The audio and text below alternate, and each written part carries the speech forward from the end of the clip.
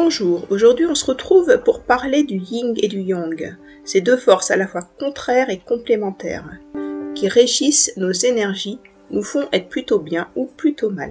Pour faire très simple, on pourrait tout simplement dire que le yin correspond à la matière et du coup à la terre, alors que le yang correspond à l'énergie, au ciel.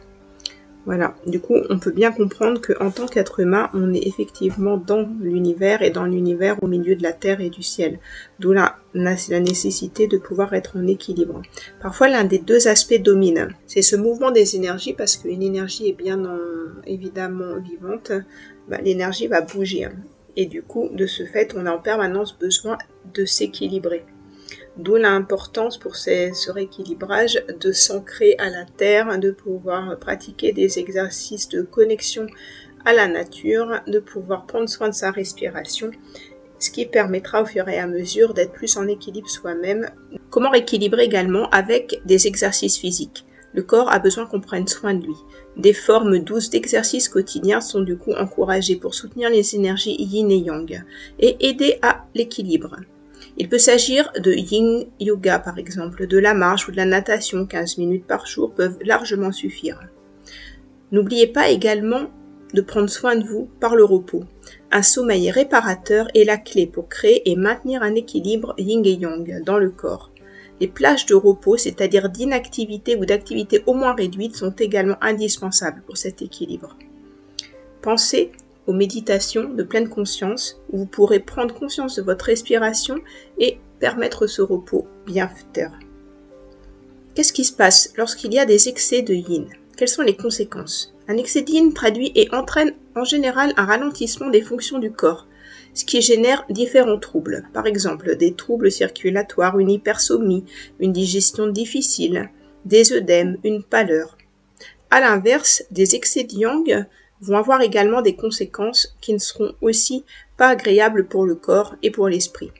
On aura tendance à avoir des insomnies, à être constipé, à transpirer de façon excessive, à être hyper tendu, à être en colère pour pas grand-chose, à être hyper réactif, à prendre des prises de risques inconsidérées. Alors, la compréhension de ce mouvement yin et yang et de ce va-et-vient au niveau des énergies est essentielle pour bien comprendre les mouvements dans le corps.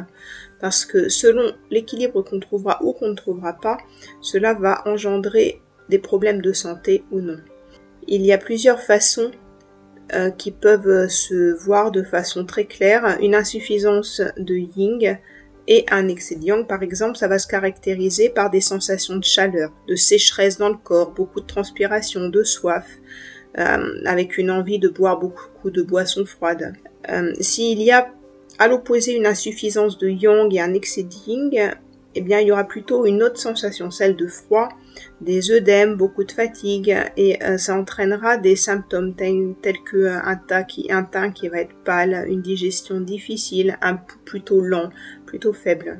À côté de la relation importante à avoir avec la nature pour l'équilibre de ce yin et de ce yang, il est aussi essentiel de considérer notre alimentation, qui est la source aussi de cet équilibre. Pour résumer, le chaud et le tiède va être associé au yang, le frais et le froid au yin, le doux et le piquant sera associé au yang également, l'acide, l'amer, le salé au yin. De ce fait, selon les excès qu'on trouve soi-même, à force de s'observer au quotidien, on pourra rééquilibrer notre alimentation et de là voir des effets sur notre santé. Pour résumer tout ça, en médecine chinoise, le yin et le yang sont les deux énergies qui nous gouvernent, avec une énergie de la détente qui est le yin et une énergie de l'action qui est le yang.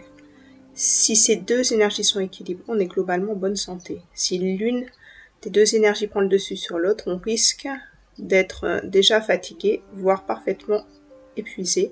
Dans nos société occidentale, c'est beaucoup le yang qui prend le dessus, d'où la nécessité de l'équilibrage et du coup du yang qui a besoin d'être travaillé. Alors comment on se rend compte concrètement? C'est qu'un matin on se réveille par exemple en n'ayant pas le moral, en étant épuisé. D'où la nécessité de ce rééquilibrage. On attrape alors tous les petits microbes, tous les rhumes et on se ressent à plat. Bizarrement, on peut sentir à plat en pensant bien faire, en faisant beaucoup d'activités sportives, en étant toujours en montée d'adrénaline, avec tout ce qui est autour du yang. On se lève tôt pour aller faire du sport par exemple, ou le soir alors on va à la salle de sport pour se défouler. Et en fait on se rend pas compte qu'en faisant tout ça, au lieu de se recharger, on fait l'inverse et on est en train de s'épuiser. D'où l'importance de cultiver aussi le rien faire, et c'est-à-dire trouver cet équilibre-là. Alors qu'il est extrêmement compliqué de trouver justement le moment de la détente, de moment où on est en pause. C'est des choses compliquées par rapport à la société dans laquelle on évolue. À l'heure d'aujourd'hui, lorsqu'on voit qu'on a tendance à être pendant de longues heures sur nos téléphones portables, sur les ordinateurs, et du coup reculer de plus en plus tard l'heure du coucher, on peut se rendre compte que la quantité de sommeil finalement qu'on va avoir, le sommeil de qualité qui nous est nécessaire, va être de plus en plus diminué. On va se mettre par exemple à regarder sur les réseaux sociaux ce qui a été fait par l'un, ce qui a été fait par l'autre, et du coup une montée de stress en se disant « Oh bah ça, si j'avais su, j'aurais pu faire ça comme ça, ou j'aurais pu plutôt faire ça à la place d'avoir rien fait, ou je vais continuer à regarder des séries avec des choses plutôt dans l'action qui vont plutôt être source d'angoisse et de sommeil de moins bonne qualité. » Bref, un tas d'éléments qui vont accentuer le stress. Il faut pouvoir penser à soi. Dans ce monde hyper connecté où on est en relation les uns avec les autres, il faut penser aussi à prendre soin de soi pour pouvoir continuer à aller de l'avant et à être dans la meilleure des formes possibles. C'est le concept de redécouvrir des activités qui amènent à une détente profonde du corps et de l'esprit. Ne pas être en constante tension avec notre cerveau, avec notre corps. Réussir à se détendre, c'est quand même très compliqué pour certains. Alors comment faire? Tout simplement, peut-être en faire un petit peu moins, réussir à ne pas forcément faire plus que ce qu'il faudrait. Ça ne veut pas dire être passif et ne rien faire, mais faire des activités, oui, c'est important, mais juste il faut trouver la bonne mesure. Réussir à prendre des vrais moments de détente pour pouvoir aller de l'avant et puis pouvoir se reconnecter à soi-même. Si vous avez apprécié ce que vous avez entendu et que vous avez l'impression que ça a pu vous faire gagner en valeur personnelle, n'hésitez pas aussi à cliquer sur le lien qui se trouve en dessous afin de pouvoir profiter de vous inscrire à la masterclass que je vous ai préparée. Je vous y dévoile les 5 piliers qui vont contribuer rapidement et efficacement à votre épanouissement. Prenez un instant en toute tranquillité. Osez la petite bulle d'oxygène de cette masterclass. Cette petite bulle d'oxygène rien que pour vous, qui vous est offerte de tout mon cœur. Je vous envoie plein d'ondes positives. À très vite.